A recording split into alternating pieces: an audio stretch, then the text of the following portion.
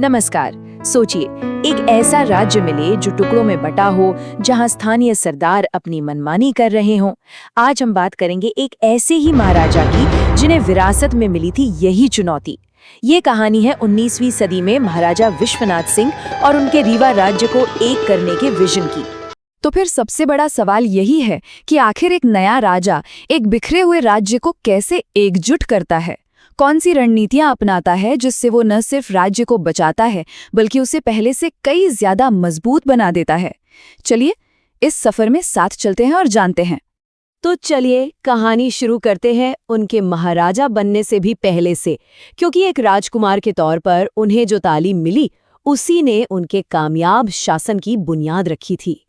तो ये है हमारी कहानी के नायक महाराजा विश्वनाथ सिंह। इनका शासनकाल रहा 1833 से 1854 तक। और सबसे दिलचस्प बात जानते हैं क्या है? उन्हें राजकाज का अनुभव गद्दी पर बैठने से बहुत पहले ही मिल गया था। अपने पिता महाराजा जय सिंह के जमाने में ही एक युवराज के तौर पर वो रियासत के मामलों में पूरी तरह सक्रिय थे। कहते हैं कि एक अच्छे शासक की पहचान उसकी शिक्षा से होती है, और विश्वनाथ सिंह के मामले में ये बात बिल्कुल सटीक बैठती है। रीवा के किले में उन्हें उस दौर के सबसे बेहतरीन विद्वानों ने पढ़ाया। उन्हें हिंदी, फारसी और संस्कृत तीनों भाषाएं सिखाई गईं। ये सिर्फ भाषाएं नहीं थीं, बल्कि कूटनीति, प्रशासन और कानून चलाने के लिए जरूरी औजार थे।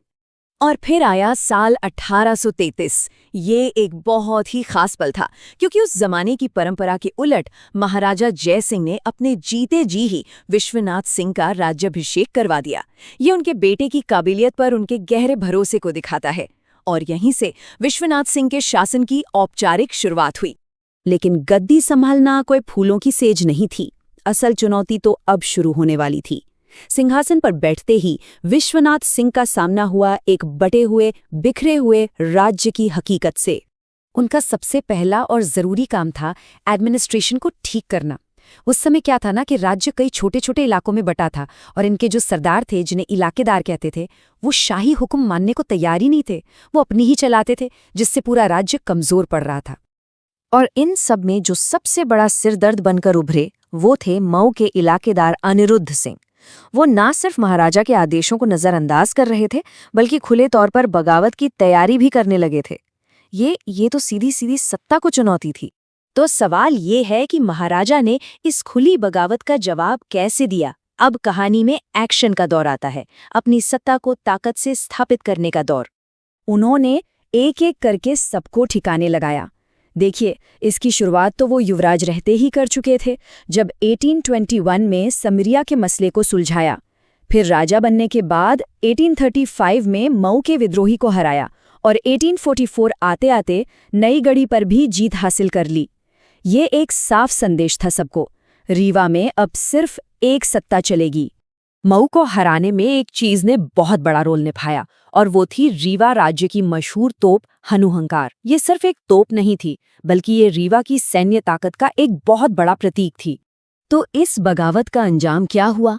अनिरुद्ध सिंह से उनकी सबसे बड़ी और अहम जागीर मऊ छीन ली गई, और उन्हें डिमोट करके एक छोटी सी जगह बिछरहटा का इलाकेदार बना दिया गया। संदेश एकदम साफ था कि शाही सत्ता को चुनौती देने का मतलब है अपनी ताकत और इज्जत दोनों गंवाना। लेकिन विश्वनाथ सिंह सिर्फ ताकत के दम पर राज करने वाले राजा नहीं थे। वो जानते थे कि कहाँ तलवार चलानी है और कहाँ दिमाग।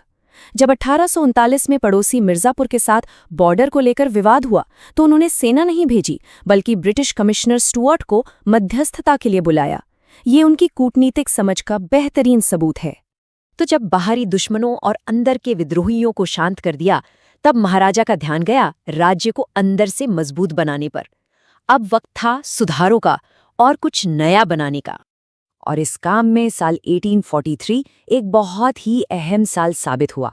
इसी साल उन्होंने एडमिनिस्ट्रेशन को, मतलब प्रशासन को पटरी पर लाने के लिए कई नए डिपार्टमेंट्स बनाए। उन्होंने 2 बड़े जरूरी विभाग बनाए। एक तो परमिट विभाग, जिसका काम था ट्रेड और रिसोर्सेज पर नजर रखना, और दूसरा था आबकारी विभाग, यानी एक्साइज डिपार्टमेंट, जो राज्य के लिए रेवेन्यू, मतलब पैसा इकट्ठा करता था। ये वो कदम थे जिनसे राज्य की आर्थिक स्थिति मजबूत होनी थी। लेकिन सुधारों का ये सिलसिला यहीं नहीं रुका। 1849 में एक और बड़ा बदलाव आया, इस बार टॉप लेवल पर। राज्य के लिए एक नए दीवान यानी कि मुख्यमंत्री को नियुक्त किया गया। दरअसल पुराने दीवान वंशीधर जो महाराज जयसिंह के जमाने से सेवा दे रहे थे, उनका निधन हो गया था। उनकी जगह दशहरा के शुभ मौके पर दीनबंधु को नया दीवान बनाया गया। ये एक तरह से प्रशासन में निरंतरता और नई ऊर्जा दोनों का संगम था।